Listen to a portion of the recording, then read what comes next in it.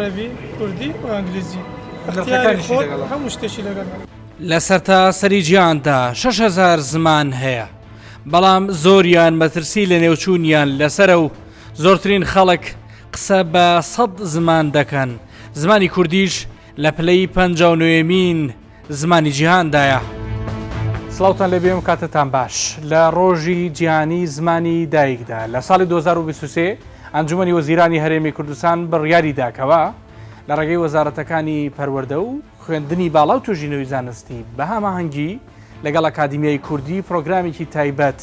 دابڕێژێ ئامادە بکرێ بۆ ئەوەی کەسانی بیانی لە کوردستاندا فێری زمانی کوردی بکرێن هەروەک چۆن کەسانی ئێمە کە دەچنە وڵاتانی دیکەی بیانی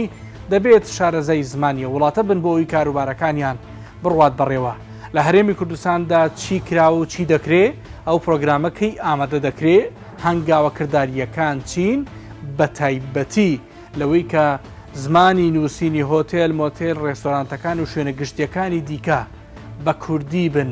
نەک تەنیا بە زمانی دیکەی ستانداردی ئینگلیزی عەرەبی لە ئەمان کاتدا باسی پرسی کرێکارانی ناوخۆیتان بۆ یەکەم لە شوێنە گشتیەکان و لە هۆتێل و لە شوێنە تایبەتەکان کە دەبێت لە 130 ئەو شوێنانە کرێکاری خۆماڵی و ناوخۆیی بن چی کراوە بە دوایە دەچین لەگەڵمان بن. مێژووی زمانی دایک دەگەڕێتەوە بۆ ساڵی 1952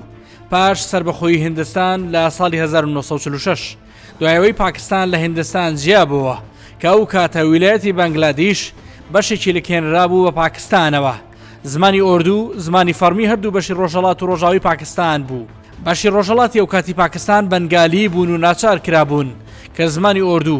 بەکاربێنن لە هەموو بوارەکانی ژیانیاندا. ڕێکخراوی یۆنسکۆی سەربەنەتەوەی گرتوەکان ساڵی 1999 ڕۆژی 21 شوباتی هەموو ساڵێکی وەک ڕۆژی جیهانی زمانی دایک ناساند. ملەتێکی ستەم لێکرا و بەسەر ستەمکاردا سەرکەوت. ڕۆژی 21 دوی 2023 کاوکات بوو لەگەڵ ڕۆژی جیهانی زمانی دایک مەسرور بارزانی سەرۆکوەزیرانی هەرێمی کوردستان لە تویتەر نووسی بووی با زمانی کوردی لە پێگەکان و سۆشیال میدیادا زیاتر بەکار بهێنین دەشڵێ لە خۆمەوە دەست پێ دەکەم و لە ئەمڕۆوە زیاتر بە کوردی تویت دەکەم. هەل لە ڕۆژی جیهانی زمانی دایکدا بە دوو نووسراو سەرۆکی حکوومەتی هەرێمی کوردستان دوو بڕیاری لەبارەی گرنگیدان بە زمانی کوردی دەرکرد لە فەرمانی یەکەمدا هاتووە لە پێناو گرنگیدان بە زمانی کوردی وەک زمانی دایک بڕیارماندا بە ڕاستپاردنی هەردوو وەزارەتی خوێندنی باڵا و توێژینەوەی زانستی لەگەڵ پەروەردە و فێرکردن بە هەماهەنگی لەگەڵ ئەکادیمیای کوردی و شارەزا و پسپۆڕانی ئەو بوارە بە ئامادەکردنی پرۆگرامیکی گونجاوی فێربوونی زمانی کوردی بۆ ئەو هاوڵاتیە بیانیانی بە مەبەستی کارکردن لە هەرێمی کوردستان دانیشتەچێن. ئێمە یەکسەر فەرمانوزارێکی پێدەرەکەی ئەم بەڕێوەبەرە گشتی وەزارەتی پەروەردە و فێرکردنی حکوومەتی هەرێمی کوردستان نوێنەری وەزارەتەکەیەتی بۆ ئەم بابەتە لە ناو لیژنەی ئەنجومەنی وەزیران و لیژنەی دیکەی هاوبەش لەگەڵ وەزارەتی خوێندنی باڵا و توێژینەوەی زانستی ئەندامە سەرقاڵی دانانی پرۆگرام و جێبەجێکردنی فەرمانەکەی سەرۆکوەزیرانن. ئێمە لە دوای بڕیارەکەی بە سەرۆکی حکوومەت برای بەڕێزمان دکتۆر ئالان وەزیری پەروەردە یەکسەر بۆ دوو لوژنە هەیە لوژنەیەکە لە خوێندنی باڵا لوژنێکشیە لە ئەنجومەنی وەزیران دوێنێ کۆبوونەوەمان بووە بەڕاستی لوژنێکی کارایە من هەردووکی نوێنەر بوومە لەوێ کاری جدیمان کردووە وەکو وەزارەتی پەروەردە و ئێستا لە هەنگاوی گەورەکانین ئەوانەی بەش بە حاڵی وەزارەتی پەروەردە هەنگاوی زۆر ئەوەمان ناوە و ئێمە ئامادەین منهەجیشمان حازرە لەبەرەوەی ئێمە 4 لیڤڵە لەوانەیە 2 لیڤڵی 3 لیڤڵی ئایدی ئێمە بێ لەوانێ 2 لیڤڵی ئابکەوتە ئایدی تعلیم عالی بەڵام ئەوانەی سەر بە ئێمەیە ئێمە وەکو بەشدار بوو حازرین و ئامادەیشین و کە ئامادە باشیشمان بۆ کردووە تەسەوڕەکەم لە کۆبوونەوەی دووهەمی ئەو لوژنەی ئەنجومەنی وەزیران هەموو کارەکان یەکلا ئەبێتەوە و ئەکەوێتە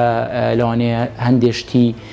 ئەوەی بمێنێتەوە خۆتەزانی هەندێک شتەیە ئایدی سیستەما مەسەلەن یاساییە چۆنێتی پێدانی ئیجازە پێدانی سنتەر بەڵام کە تۆ دێی فێری کوردیەکەی ئەبێ لیڤڵی یەکۆ بخوێنی وەکو منداڵێک بیدایە چۆن ئەلفوبێی کوردی فێرەکەی ئێمەش ئەمانمان ئامادەیە بۆ ئەوانەی لیڤڵەکان بەڵام من تەسەوڕەکەم و لیڤڵانەی کە مەسەڵەن ئێمە دروستەکەین بۆ کرێکارێکی عەرەب ئاسانتر بێ بۆ لە کرێکارێکی ئەژنەبی لەبەرەوەی حرفی ئێمە حرفی عەرەبیە وەکو ئەوانە حرفەکان یعنی هەر ئەوەی ماوە باگراوندێکی هەر کوردیشی هەر هەیە لێ ئەزانەیە مەسەن شتێک بەڵام بۆ ئەجنەبێکە ئەبێت تۆ لیڤڵی بەهێزتردانی بۆ ئەوەی کە زوو فێری کوردی بێت و خۆی بگونجێنە لەگەڵ زمانەکە. کۆڕی زانیاری کوردی ناوی ئەکادیمیای کوردی لە فەرمانەکەی سەرۆکوەزیرانی هەرێمی کوردستاندا هاتووە بۆ هەماهەنگی. ئێرە پێشتر ناوی کۆڕی زانیاری کوردی بۆ و ئێستا ئەکادیمیای کوردیە. ساڵی 1970 دامەزراوە. ئەمەوێ بزانم ڕۆڵی ئەوان چییە لە دانانی پرۆگرامێک بۆ ئەوەی کەسانی بیانی فێری زمانی شیرینی کوردی بکرێن. ئامادەین بە هەموو ئەم هەماهەنگێک هەموو یارمەتیەک کە ئەوان پێویستیان پێوی ئەو دوو لایەنەی کە بە دەرەجە یەک معنین تا ئێستا ئێمە چاوەڕوانەکەین کە ڕوومان لێ بکەن بڵێن ئەکادیمیا ئێوەش ئەتوانن لەو ڕۆوە یارمەتیمان بدەن. ئێمە ئامادەین بەڵام بۆ خولکردنەوە و بۆ فێرکردن و بۆ هوشیارکردنەوە ئەوانە ئیشی ئەمانە بەڕاستی چکە مامۆستایان هەیە هۆڵی خوێندنیان هەیە ئەتوانن خولی تایبەت بە فێرکردن بکەنەوە و بەڕێوەی ببن. بۆ یارمەتی ئێمە ئامادەین خۆمە ڕامان گەیاندووە هەر بۆ ئەو مەبەستێش هەر پێش چەند ڕۆژێک نووسراوێکمان لە ئەنجومەنی وەزیرانەوە بۆ هات سەبارەت بەوەی کە ئەیانەوێ ئەنجومەن وێ نوێنەری نەک هەر ئەو سێ جێە ئێمە و وەزارەتی خوێنی باڵا و پەروەردە بەڵکو وەزارەتی ڕۆشنبیریش و چەند وەزارەتێکی تریش تێبخادەوە مەسەلەیە. جەناب دەوری لە هەولێرە لە شارەکانی دیکەی هەرێمی کوردستانی بینی هەندێک شوێن هەیە لە هۆتێل لە مۆتێل لە ڕێستۆران ئەوەی کە هەتا هەندێکیان لە پێنجەستێرە بەرەو سەرتریشن ئەوترێ زۆرجار هەبوو بایەق بە زمانی دایگەر نەدراوە زمانی کوردی لەگەڵ زمانی فەرمیە و ئەوانە بەڵام بە زمانی عەرەبی ئینگلیزی ئاماژە بە مینیۆکان کراوە بە بەڕێ نیشان دەرکراوە. جەناب دەمە چۆن نەبینی لە بوونی لەو حات بە زمانی دیکە بەبێ کوردی خوێندنەوەت بووی چییە؟ هۆ ئێمە لەناو ئەو پرۆسەیەداین هەر لە کۆنەوە دەتوانم بڵێم هاتنە سەر خەتی حکوومەت بۆ ئەو بابەتە بە حەدێک هەوڵ و تەقڵای ئێمەشی تیا بووە چونکە ئێمە پێش 10 ساڵ هەموو لایەنەکانمان کۆ کردەوە لەو ئەکادیمیایە بۆ ئەو بابەتە واتە بڕەودان بە زمانی کوردی لە ژیانی ڕۆژانە لە ژیانی خەڵک کە ڕۆژانە لە ناو شارە کوردی ببینی سەر هەڵبرێ تابلۆکان بە کوردی بن دووەمین زمانی کوردی بەگشتی پەرە پێ بدرێت هەر ئیشی ئێمە ئیشی یەکەمی ئێمە ئاماجی یەکەمی ئێمە پەرەدانە بە زمانی کوردی زمانی دایک جا ئێمە ئەو کارەمان کرد ئەو وەختە کردمان بە پرۆژە و پێشنیاریشمان کرد و بەرزمان کردەوە بۆ ئەنجومان بەڵام هیچی لێشین نەبوو بەڕاستی. لە فەرمانی دووەمدا سەرۆکی حکوومەتی هەرێمی کوردستان گشت وەزارەتەکانی ڕاست پاردووە پاڵپشت بە یاسای زمانە فەرمیەکان لە هەرێمی کوردستان عێراق ژمارە 6 2014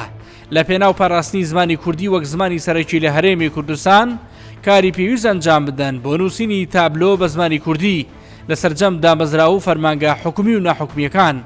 نووسینگە و نوێنەرایەتی کونسڵگەری وڵاتان ڕێکخراوە بیانیەکان و کۆمپانیا و دامەزراوەکانی کردی تایبەت. هەفتانە لیستێک بڵاو دەکرێتەوە ئەو شوێنانەی کە داخراون و ئیجراعاتیان لەگەڵ کرایە لەوەی کە تابلۆکانیان نەکردوتە کوردی ناوی شوێنەکان ڕادەگەیەندرێ کە داخراونە. ئێمە هیوادارین ئەو خەڵکە ئەو بابەتە وەکو هەڵمەتێکی نیشتیمانی وەربگری نەگەینە ئەو قۆناغی کەس پێبژاردننی پێ بکرێتن نەگەینە ئەو قۆناغی کە کەس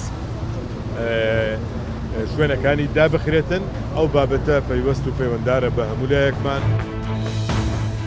هەروەها لە فەرمانەکەی سەرۆکی حکوومەتدا هاتووە لە هۆتێل و شوێنە گەشتیاری و ڕێستۆرانتەکان دەبێ گرنگی بە زمانی کوردی بدرێ لیستی خواردن و ڕێبەر و ڕێنماییەکان بە زمانی کوردیش هەبێ. لەگەڵ ریژنێکی باڵای قایمقامێتی هەولێر لێرە چێشخانە لامان کاتە هۆتێل بەسەرەکرێتەوە بۆی بزانن تا چەنە پابەندی نووسینن بە زمانی کوردی لەسەر ئەو لیستانی پێشکەشیەکان و ناوی کوردی و لامان کاتا دەستی کاری خۆماڵی و کورد 160 وەڵا کارمەندی کوردان زیاتر ئەوانەی کە عەرەبینە عەرەبنیان سورنە لە ژۆرێنە سەو تابلێتەکە لێدا هەموو ماوادەکان لە مقبلات و خواردن و شیرنەمەنی هەموو دێتە پێشی دەفانی بەخۆی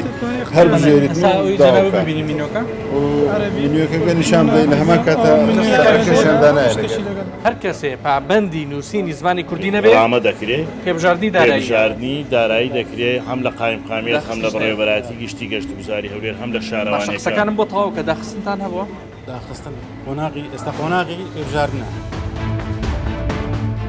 بە پێی توێژینەوەیەک پارێزگای دهۆک زۆرترین ناو زمانی بیانی لە ناونان و هەڵواسینی تابلو و شوێنەکانیاندا بەکار هاتووە بە ڕێژەی لە 140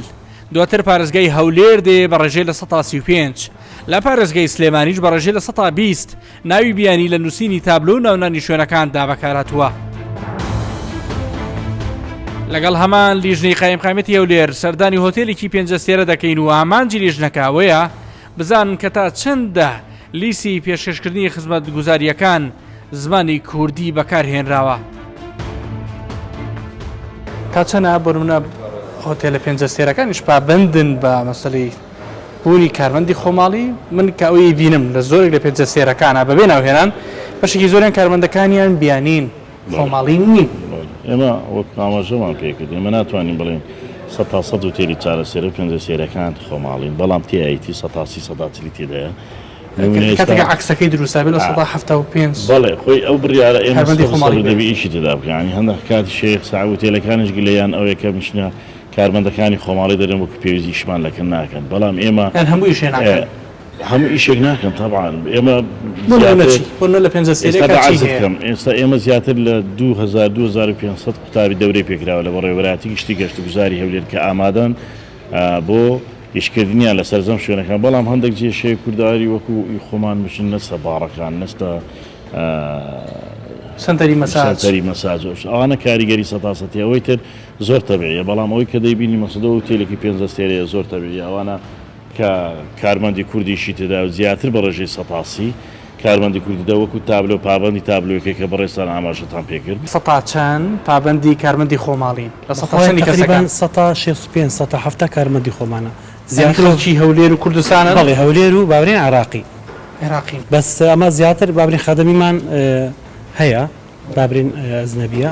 بەس ئۆفیسەکان و زیاتر هەرمووی کووردە خەدەمی نسبەکمان هەیە بابرین لە ڕەگەزەکانی تر و ئەو کانی تر هەمویان کوردە مهمە ئەمان پابەند بوون جەنابان زمانی کوردی ئینگلیزی بە زمانی کوردی نووسراوە ئەوەش یەک لە ئەو خاڵانەی کە ئەو گەشت و گوزار بڕیارەکانی حکوومەتی هەرێمە کە لەسەر هەموو شوێنەکان نەک تەنها شوێنێک یەک ئەستێرە بی 2 بی 3 بی 4 بی 5 ئەو یەک لە شوێنە وەکو 5 ئەستێرە کە پابەندە بە هەموو ڕێنماییەکە. ئێرە مۆڵێکی نوێ لە شاری هەولێر تەواوی مۆڵەکە گەڕام ڕێنماییەکان بە زمانی عەرەبی و ئینگلیزی نووسرابوون بە هیچ جۆرێک زمانی کوردی تێدا بەکار نەهاتبوو. لە پێشتر گلەیەوە دەکرا کەوا بەهۆیەوەی خەڵکی بیانی کە دێنە هەرێمی کوردستان زمانی دیکە دەزانن بۆیە دەرفەتی کار بۆ کرێکاری کورد کەمە لە کاتێکدا ئەو کەسە بیانیانە ناچار نەکرابوون کەوا فێری زمانی کوردی ببن بۆ ئەمە بەستا لە 29 2022 سەرۆکی حکوومەتی هەرێمی کوردستان بڕیاری ژمارە 172 واژۆ کرد کە تایبەت بوو بە پێدانی لە 175 دەرفەتەکانی کار لە هەر پرۆژە و پیشەیەک بۆ وڵاتیانی هەرێمی کوردستان لە بڕیارەکە باز لەوە کراوە نابێ بەکارخستنی کرێکاری بیانی لە هەر پرۆژە و پیشەیەک لە بازاری کەرتی تایبەت لە ڕێژەی 125 ئەوانەی کار دەکەن لە پرۆژەکە تێپەڕ بکات. هەروەها باز لەوەش کراوە گەنجانی بێکاری هەرێمی کوردستان لە پێشترن لە خەڵکی بیانی بۆ بەدەزێنانی دەرفەتی کار. دوای دەرچوونی بڕیارەکە لیژنێکی باڵا پێکێنرا بە سەرۆکایەتی ئێمە و بە ئەندامێتی دوو فەرمانبەریکەی وەزارەتەکەمان لەگەڵ فەرماگەی هەماهەنگی و بە دوواداچووندا دەستماکە بە داڕەشتنی ڕێنماییەک خۆشبەختانە لە بە ژمارەی 8 لە ساڵی 2022 لە مانگی 12 دەرچوو و ئێستا لە بواری جێبەجێکردنایە و لە وەقایعی کوردستانە بڵاو کراوەتەوە بە مەبەستی ڕێگریکردنە لە هێنانی کرێکاری بیانی بەبێ ئەوەی کە هیچ ڕێکار و یاسایەک پێشووتر لەوە ئاچێ چاپۆشی کرابێ بەڵام ئیسینادەن بۆ ئەم بڕیارە ئیتر لە مەودووە کرێکاری بیانی بە ئیجازەی عمل نەبێ نایەتە هەرێمی کوردستانەوە هەروەکو لە خاڵی یەکەمی بڕیارەکەی ئاماژەی پێدراوە بڕیاری ژمارە 172 ئاماژە بۆ دراوە کە هیچ خاوەنکارێک بووی نییە کە کرێکاری بیانی بێنێت بۆ هەرێمی کوردستان بەبێ موافقەتی وەزارەتی کار و کاروباری کۆمەڵایەتی. ئێرە خواردنگایەکی دیکەیە لە شاری هەولێر کە زۆربەی ڕێنماییەکان عەرەبین کاتێکیش ویستویانە بابەتێک بە کوردی بنووسن نێوەی زیاتری هەر زمانە عەرەبیەکەیە چاودێری نەکراوە. ئێرەش ناوبازاری شاری سلێمانیە کۆمەڵێک تابلۆ هەڵوەسراون بە زمانی عەرەبی و ئینگلیزی بەوەی نەبێتە بانگەشەی بازرگانی تابلۆکان داپۆشراون. لە چەند ساڵی ڕابردوودا و لە سلێمانی کۆمەڵێک مامۆستا و پسپۆر و ئەکادیمی پرۆژە و هەوڵێکیان ڕاگەیاند بەهۆی زمانی کوردی وەکو توانست و مەرجی ئەکادیمی لە خوێندنی باڵا ماستەر و دکتۆرا ڕەچاو بکرێ هەڵسەنگاندن بۆ کوردی زانینی قوتابیەکان بکرێ بەهۆی دواتر و کەسانە ڕەچاوی زمانێکی دروستی کوردی بکەن لەوانە وتنەوە و گەیاندنی پەیامەکانیان. پرۆژەکە پێشکەشی وەزارەتی خوێندنی باڵا و توێژینەوەی زانستی کرابوو. دەمەوێت بزانم گەیشت بەکوێ. ڕاستەکەی هەوڵەکە سەرتاکەی دەگەڕێتەوە بۆ پێشنیارێکی هاوڕێی برای ئازیزمان پرۆفیسۆر دکتۆر هێمن مەجید کە پێشنیارێکی کردبوو پێویستە چۆن مەرجی زمانی ئینگلیزی هەیە بۆ خوێندنی باڵا دیبلۆمی باڵای ئەکادمی ماستەر دکتۆرا بۆ وەرگرتن و تەواوکردنی ئەو خوێندنانە وەک چۆن لە وڵاتانی تر تاقیکردنەوەی تایبەت هەیە بە زمانی وڵاتانی خۆیانیان ئەو گەلانەی کە تێدەژین لە کوردستانیشدا لە هەرێمی کوردستان مەرجی زمانی کوردی بکرێت بە مەرجێک بۆ وەرگرتن لە خوێندنی باڵا یەکێک ئەگەر بڵین داوا پێشکەش دەکا خوازیارە بۆ وەرگرتن لە دیبلۆم ماستەر دکتۆرا پێویستە لە زمانی کوردی نمرەیەکی دیاریکراو کە لە ڕێگەی لیژنەیەکەوە ئەمە تاوتوێ بکرێت و ئەوە بەدەست بێنێت. بۆ کەسانی بیانی ئەوانەی کە کورد نین یان بۆ کوردیش بۆ کوردیش بەڕاستی ینی ئێمە دەبینین کە زۆر جار هەیە خوێندکارانمان ماستەر دەنووسن دکتۆرا دەنووسن ڕاستە شارەزای زمانەوانی هەیە یان هەڵسەنگێنەری زمانەوانی هەیە پێدا دەچێتەوە پێویستی بەوەیە کە تاقیکردنەوەیەک تێستێک ئەزمونێک دروست بکرێت کە زمانی کوردی بۆ ئەوانەی کە زمانی دایکشان کوردیە بکرێت خۆ ئێستا ئاوس هەیە بۆ ئینگلیزی شەر ئاوس هەر هەیە مەسەلەن بۆ وڵاتەکانی تریش بە هەمان شێوە ئەگەر ئەم تێستە هەبێت یەکەم شت گەڕانەوەی ئەرزش و بەهایە بۆ زمانی کوردی دووەمیان هەوڵێکە بۆ ئەوەی کە ئێمە فعلەن بە شێوەیەکی کردنی هەنگاو بنین بۆی کە زمانی کوردی بەڕاستی بینە ناو دامەزراوەکان. پرۆگرامەکەش ئامادە بوو یعنی ئامادە ڕاستی ئەمە پێشنیارێک بوو جێ خۆشحاڵی بوو کە لیژنەی ڕەشنبیری پەرلەمانی کوردستانیش پشتگیری کرد بە نووسراوی ڕسمی و ئاراستەی ئەنجومەنی وەزارەتی خوێندنی باڵا و توێژینەوەی زانستی کرد.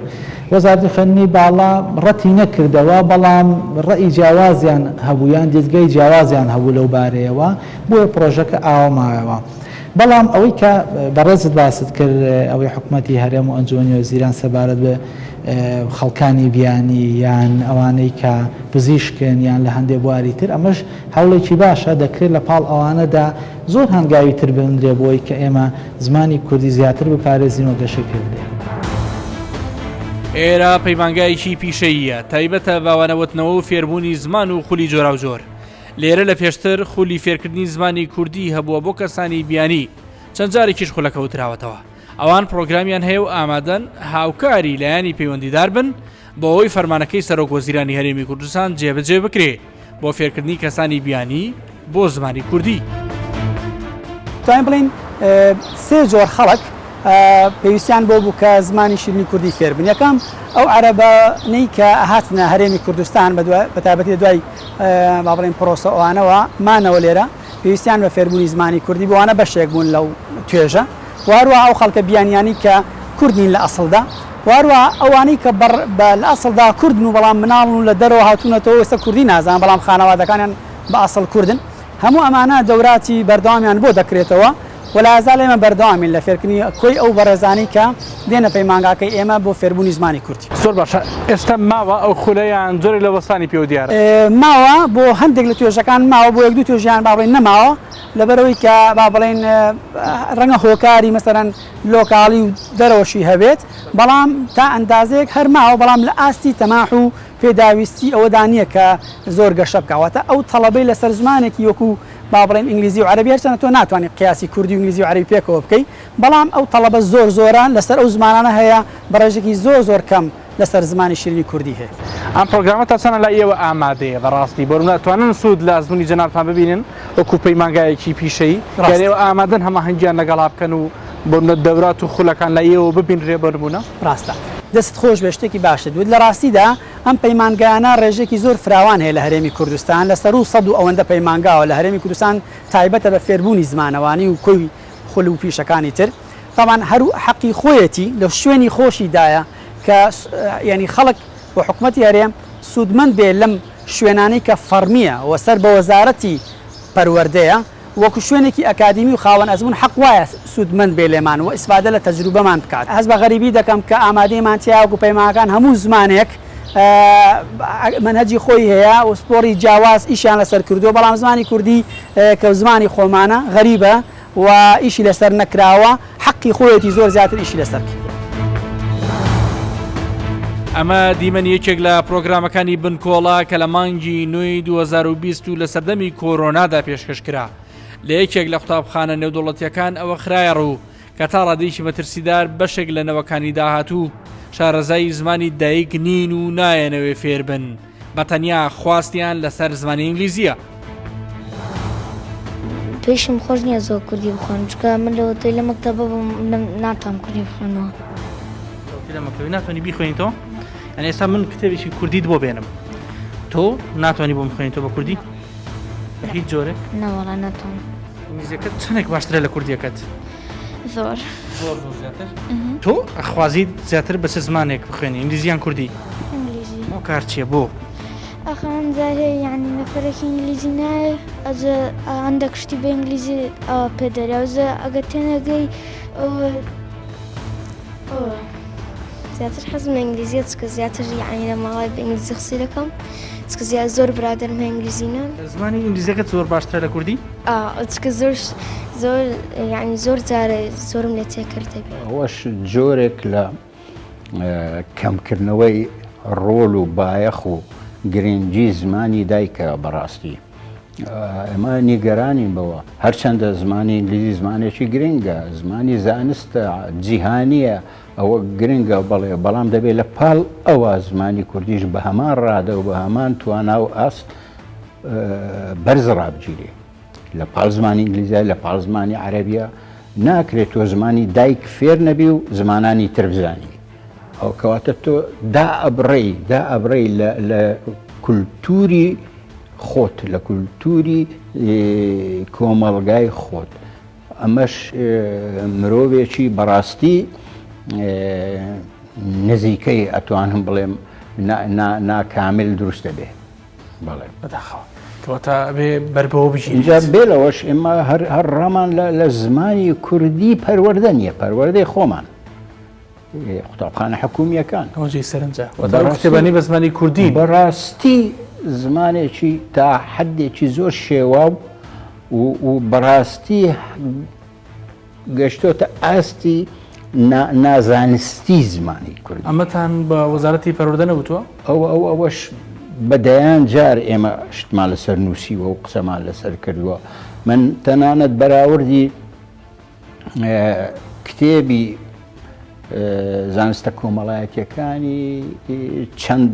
قۆناغێکی خوێندنی سەرەتایی و دواناوەندی ئەم بەراوردم کردووە و من راپۆرتم لەسەر نووسیوە. ئێمە لە کابینەی نوێی حکوومەتی هەرێمی کوردستان بەڕاستی کۆمەڵێ کاری گرنگتریشمان کردووە پێش ئەمە بۆ بەرچاوڕوونی بەڕێستان لە قوتابخانەکان و لە ئەنتەرنەشناڵەکان و وەکو دروستکردنی 4 لیڤڵ بۆ قوتابانی بیانی و غێر زمانی کوردی ئەوانەی کە زمانی کوردی نازانن ئێستا پەیڕەوە کرێ لە قوتابخانە ئەنتەرنەشناڵەکان. زار و شێوەزارەکانی زمانی کوردی زمانی 5 زاری سەرەکی هەیە و هەر زارێکیش لە چەند شێوەزارێک پێک هاتووە کە بەم شێوەیەن شێوەزاری کورمانجی سەر و سەرحەدی بادینی بۆتانی ڕۆژاوایی شێوەزارەکانی گۆرانی وەک هەورامی کەندولەیی باجەلانی شێوەزارەکانی زازاکی وەک زازاکی سەر و دێرسیم زازاکی ناوەند ئامەد دیاربەکر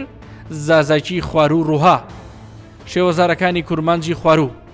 کەلهوڕی و فەیلی و کرماشانی شێوەزارەکانی کورمانجی ناوەند سۆرانی، موکری، سلێمانی، گەرمیانی و ئەردەڵانی.